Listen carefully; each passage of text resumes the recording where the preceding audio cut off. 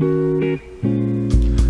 ActiveHistory.ca is happy to present a recording of Richard Harris's talk, The Making of Dufferin-St. Clair, 1900 to 1929. It's part of the 2011 History Matters lecture series sponsored by the Toronto Public Library and the History Education Network. Please check back on ActiveHistory.ca in the near future for recordings of subsequent talks from the 2011 History Matters lecture series.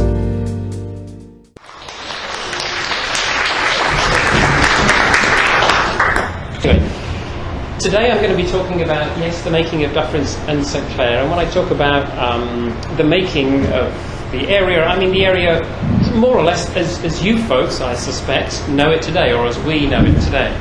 I'm not going back. There's a history before 1900, and there's a lot that can be said, since 1929. But really, the area as it exists today was very much created in that period in time.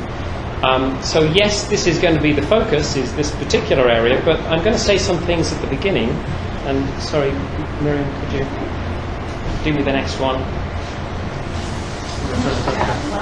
There we go. Since I'm a geographer, I'm calling this a map of what I'm going to be doing today.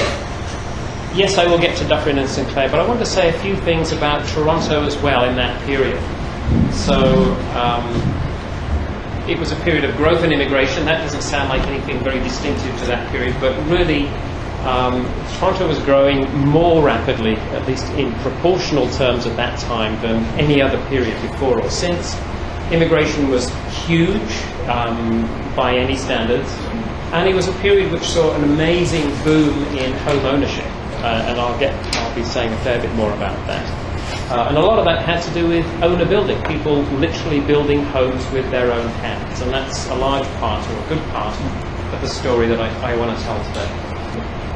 So, having said something about Toronto, then I'm going to say something about, I'm going to focus on Dufferin and St. Clair. What I'm going to sort of argue is that really this was, I'm calling it the epicenter of change. I mean, it was the absolutely typical growth area of Toronto at that period in time, early 20th century. And at the very, very end, I'll kind of just suggest some wider connections, ways in which Dufferin and St. Clair, at least in that period, was kind of similar to a lot of other places, although maybe some of those connections aren't always well recognized. So Toronto then, these are just some numbers. Look at that growth, doubling in size in 10 years. Okay. That's, those numbers look pretty small by today's standards, but that's a proportion, that's an amazing increase. Another 200,000, that's a 50%, and then another 200 in that period in time. So huge immigration. Look at the proportion there. Now, non-Canadian means born outside of Canada. That proportion is roughly what it is today. And we think of Toronto today as an amazing, as an immigrant city, and it is. But it was back in this period as well. But of course, the difference is that overwhelmingly the people coming in at that time were Brits, especially English, but Scottish and Welsh and some Irish too, but above all the English. Most of them came with little or nothing. Literally what they could carry, and maybe not even much of that either. It's a period in time when incomes were not rising. Don't worry, I'm not going to go into the details of this graph. And someone else did the research, which is especially nice. But if you look at this, this is an index value starting in 1900. Wages for skilled workers, wages for unskilled workers were not increasing. So they weren't declining, but they weren't increasing. So people's standard of living wasn't particularly increasing at that time. The cost of housing was going up more rapidly than incomes were going up, and that doesn't sound like news either, but that was true then. But, as you can see here, the proportion of people who owned their own homes, the ownership rate, in fact, it was pretty near doubling just in that period of time, from 1900 to 1914, when the city doubled in size. So the city doubled in size and the proportion of people that owned their own homes also doubled. So I mean that's a pretty dramatic change in just 14 years. There was a housing shortage, a housing crisis. This is a photograph taken of the ward, downtown Toronto. Everyone was talking about housing problems and slums and things of that sort. And this actually focuses in a little, this graph focuses in a little bit more on that ownership rate, the home ownership rate that I was talking about before. So back as late as, well, back in 1891, a little bit less than a third, in fact not much more than a quarter of people owned their own homes. By 1921, in just this short 20-year period, that proportion had gone from 27, 28% up to more than 60%, or around 60% actually. That's the more meaningful figure. So that's an incredible change in a really short period of time when incomes were not increasing. All these immigrants were coming in, very little in the way of savings. This was information that I had sort of put together about 20 years ago, and having put it together, I thought, how could this possibly make sense? What could be going on to enable people to acquire their own homes? Well, I spent a lot of time, figured it out, or at least to my satisfaction. This was, that's an important qualification. But and then this was the book that I wrote on that basis, with a cover illustration from Lauren Harris, no relation that I know about, who painted a number of scenes. This is Earl's Court in 1921. I mean, he doesn't call it Earl's Court, but it is. And in the book and in my talk today, I'm going to be trying to give you a sense of how it is that that happened, that so many, isn't that nice? So many people were able to acquire homes in that period of time under those circumstances.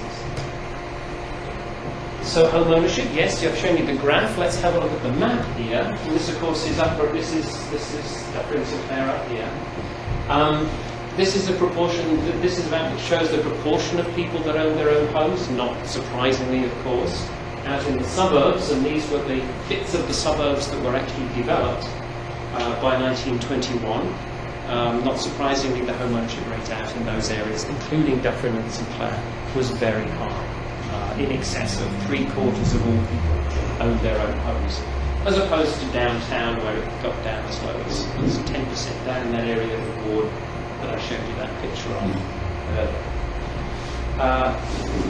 To give you a sense of, and I'm not sure how much you'll be aware of this, probably not much, of the political geography of the city at that time, which is very important, and I'll be underlining or showing you why that political geography matters.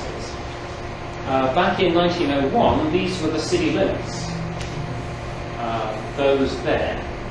And then the city of Toronto, mostly in around 1910, 1911, annexed a bunch of territory. So by the end of the period, all of this North Toronto here, a good chunk of Dufferin-St Clair, but not all of it, had been annexed. The junction, and of course a good chunk of East Toronto as well.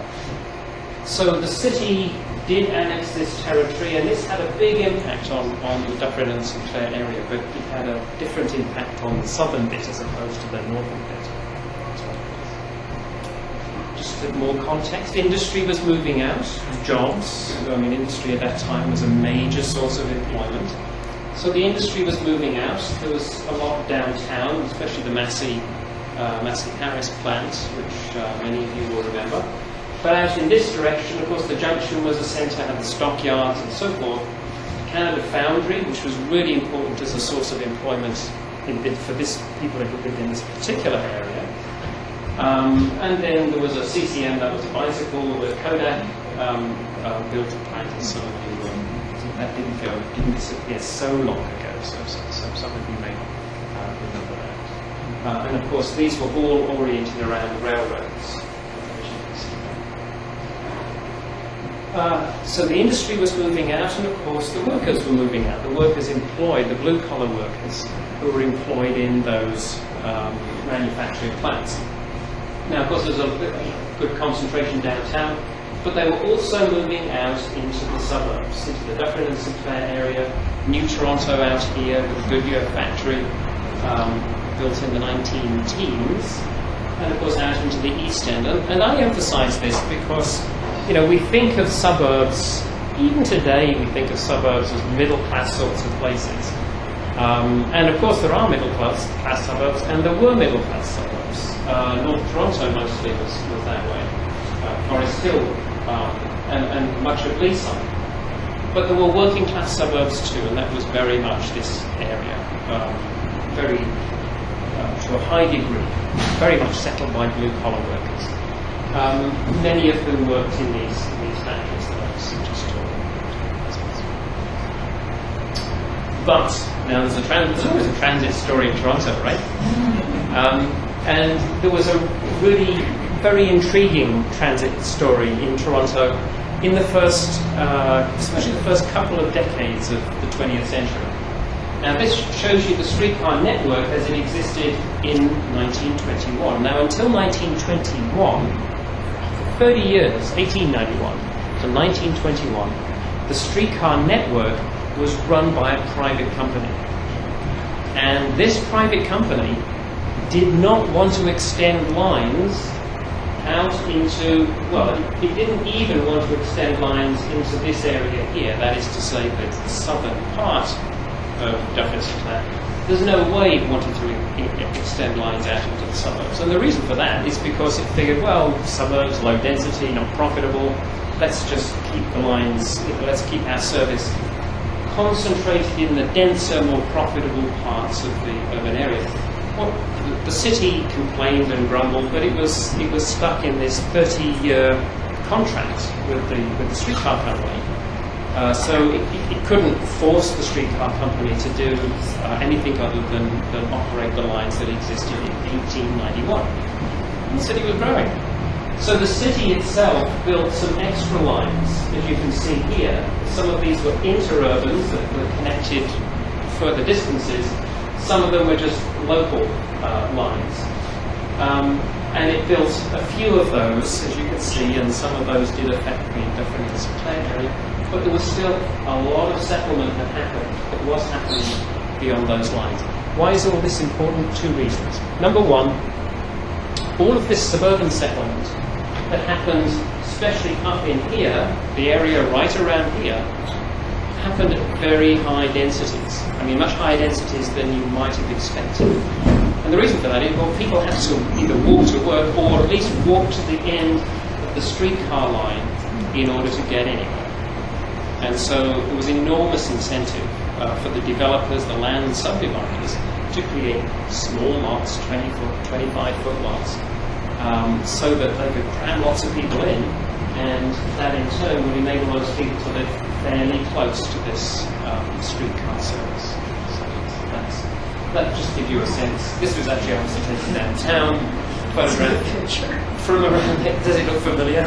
Looks like St. Clair now. Yeah. Well, that is not St. Clair. That is. I know it's a dead. Yeah. But that photograph was taken by the city as part of its campaign against the private company that ran the streetcar system. Not that it did any good. There's a couple chairs up here. These two more chairs. Yeah, there's a chair right here. And this one.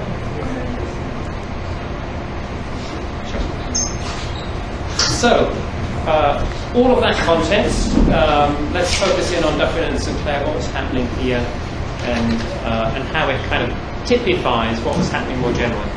I said that there was this incredible boom in home ownership. I already mentioned owner building right at the beginning of my talk. Well, this was the key. People built their own homes, and they started with shacks.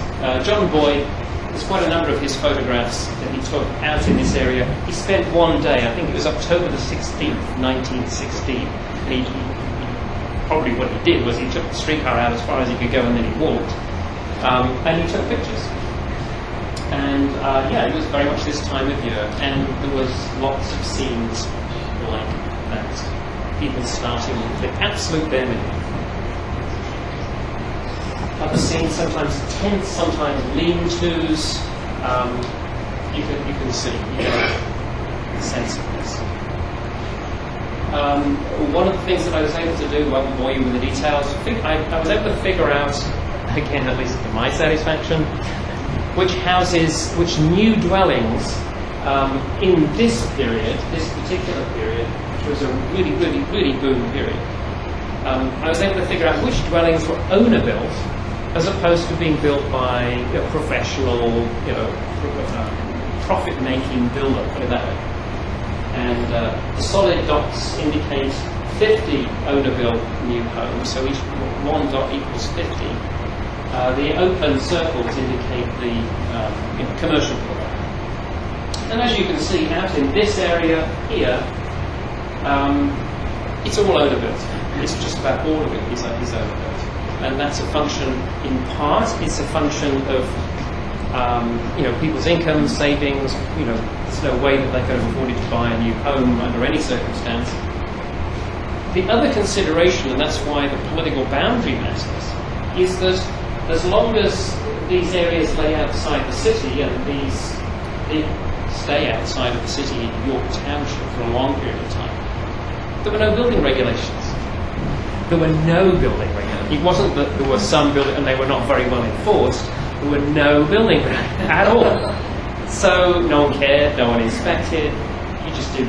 If you could buy a lot, and the lots were $5 down. If you could buy a lot, and you could afford, $5 worth of lumber, you had a home. And yes, there were subdividers, land subdividers, that were happy to market to this particular business. Obviously on an individual, lot by lot. There wasn't a lot of profit to be made in that, but there were plenty of lots that they could sell. Dovercourt Land and Savings Company was the big one, and they laid out an area known as the Parsons Estate, which is just to the north of Rogers Road.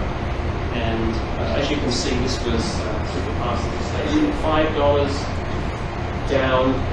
I can't read the rest of the terms there, but pretty cheap.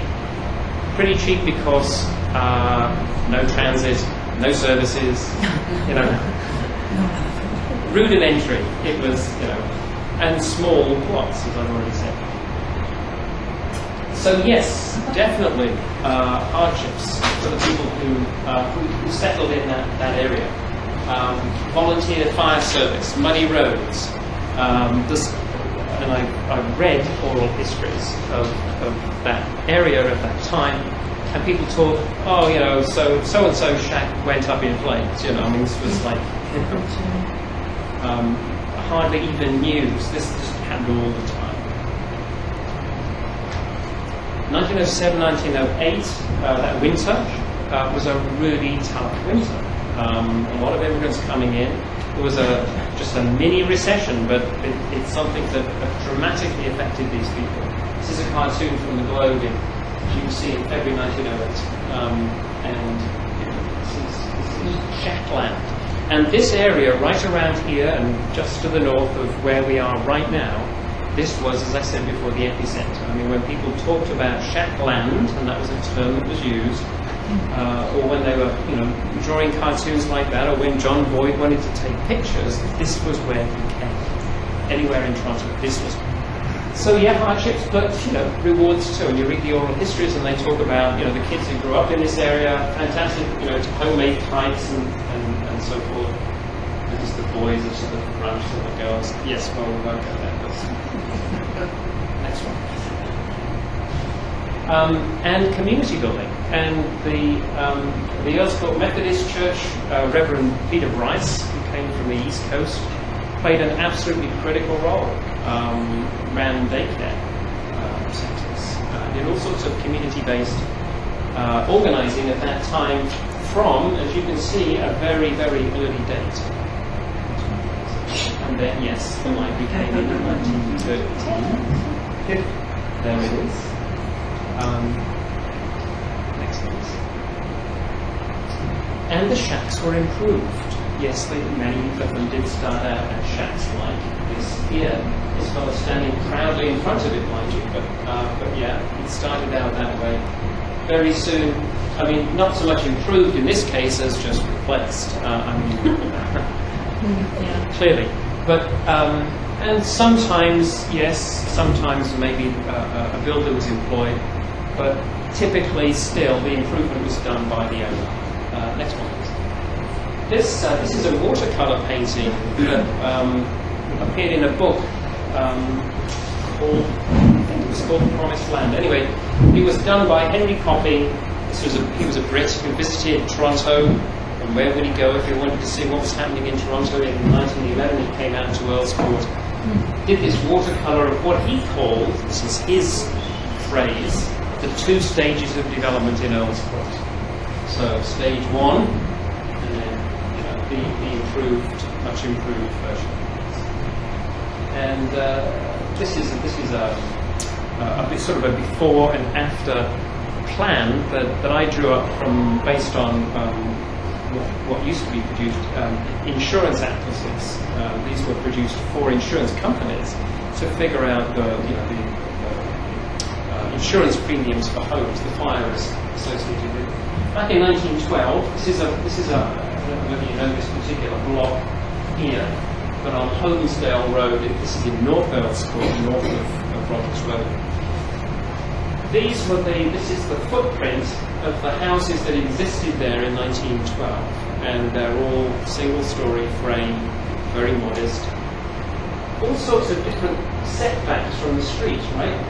Remember, no regulations, no one's telling them, oh no, it's all got to be, at least X number of feet from the front or X number of feet from the side of the lot or anything of that sort. Nothing of that. People did whatever they wanted. Over the next 22 years, you can see all the infilling, the changes, and some disappearances. Right? But look at this here. Who knows? It looks as though that's gone, but maybe it's been brought to the front of the lots. What sometimes happen, people build something small at the back. Then when they improved it, they brought it to the front and expanded. All kinds of variations on it. And that's the landscape. It's one of my favourite photos. This is 14th of October, I beg your pardon.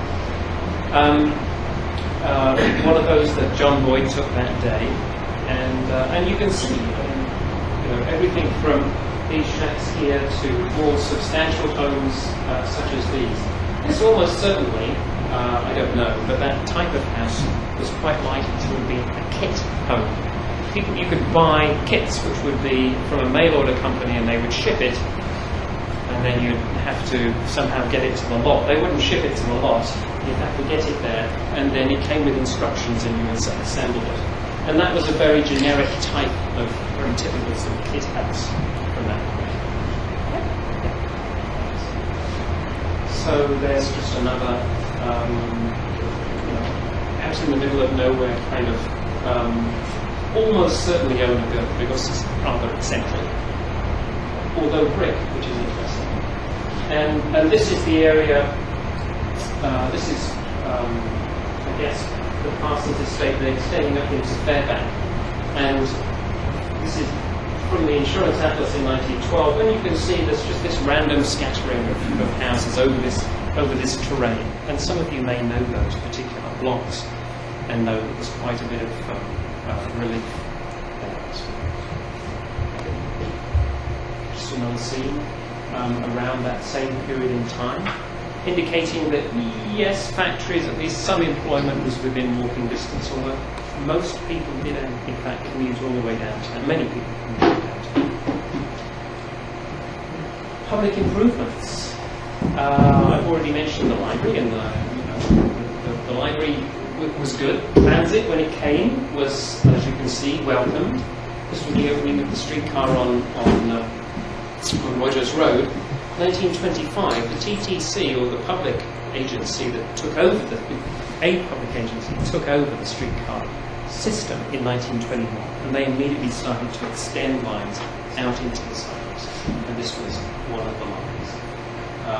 And of course, it was a big celebration because finally the area had a much better streetcar system access, which enabled commuting. I mean, back in 1911, people in this area, and that's exactly this area right here, they could get to local factories on foot. Some people walked downtown. Oral histories talk about people who walked downtown. But, and that would have been to save money. Most people would have walked to the end of the streetcar line and taken the car out.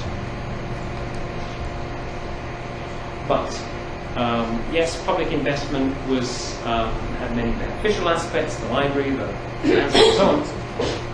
But what happened when the city annexed those areas? I talked about that annexation process that happened back in 1909, 1910, 11, thereabouts. As soon as those areas came within the city, they came under the city's building regulations. And the city also had requirements that anyone who had been incorporated into the city, including this area right around here, then had to, water lines and sewer lines were extended, and people had to hook up to those. You didn't have a choice. And you might think, well, why would you want to have a choice about that? Well, the obvious reason was keep your taxes low. And taxes jumped, property taxes jumped, when the water lines and the sewer lines and the sidewalks, this is a brand new sidewalk that had just gone in. Sorry, I don't know the name of this particular street. But, servicing these shacks, property tax on those shacks probably went up 300 or 400% overnight. Well, the amount of money we're talking about is not huge, but for people who had just built that shack and who had very limited incomes, it had a huge impact. And you can see that, these areas that were being recently annexed by the city, and the city then says, okay, you have to make these improvements, these sanitary improvements, and the people have to hook up to the water lines and the sewer lines. Where did this happen? Well, it was all this recently annexed territory, and above all, the greatest, tightest cluster is right around here. This is where the city was installing services, people had to hook up, taxes went up. And many people were able to handle that, and then some people maybe not so well. And that was especially true after 1929 onwards, for all the obvious reasons. Some people had problems even in the 1920s. People were losing their homes because they couldn't pay the taxes. But of course, after 1929, it was a really big problem. And so, in a sense, it's not the same, but it's sort of similar to some of what's been happening in the United States in the last 2 or 3 years. People getting into situations which they can't sustain in terms of being able to afford it. Now, the circumstances are somewhat different, but they had overextended themselves. And so some of these public improvements sound good, but for some people it was problematic. I've emphasised, obviously, because that's supposed to be what I'm talking about, Dufferin-St. Clair, but I also want to say or point out that, the same sort of thing was happening in other parts of Toronto. So this is a photograph taken on Coxwell, out in the East End, 1912. Just exactly the same sort of pattern, not on as big a scale, but very much the same sort of thing. So it wasn't just this area of Toronto, it was other parts. And it wasn't by any means unique to Toronto either, and I've done some research in Peoria, Illinois. If anyone wants to know why, I'll explain that later. Has anyone heard the phrase, will it play in Peoria? Sure, yes. Right. So that's why I picked Peoria. Well, that's one of the reasons. I thought, well, it's the quintessential Middle American, mid-sized town. And Peoria had a staggering amount of owner building, just unbelievable amounts. I could go on for hours about Peoria. You don't. But yes, it had lots and lots of this sort of development. Yeah, and you don't even have to stick to North America. Obviously, you can go to the third world, to find shacks, yes. But go to Europe. Suburban Paris, 1925. You go to suburban Athens, same period of time. Lots and lots of European cities in that same period of time, same type of development. And of course, the details of the architecture are a little bit different, but the process is fundamentally the same. So, what I'm trying to say, I guess, is that Dufferin-St Clair has a very interesting story, but it's not a wholly unique story.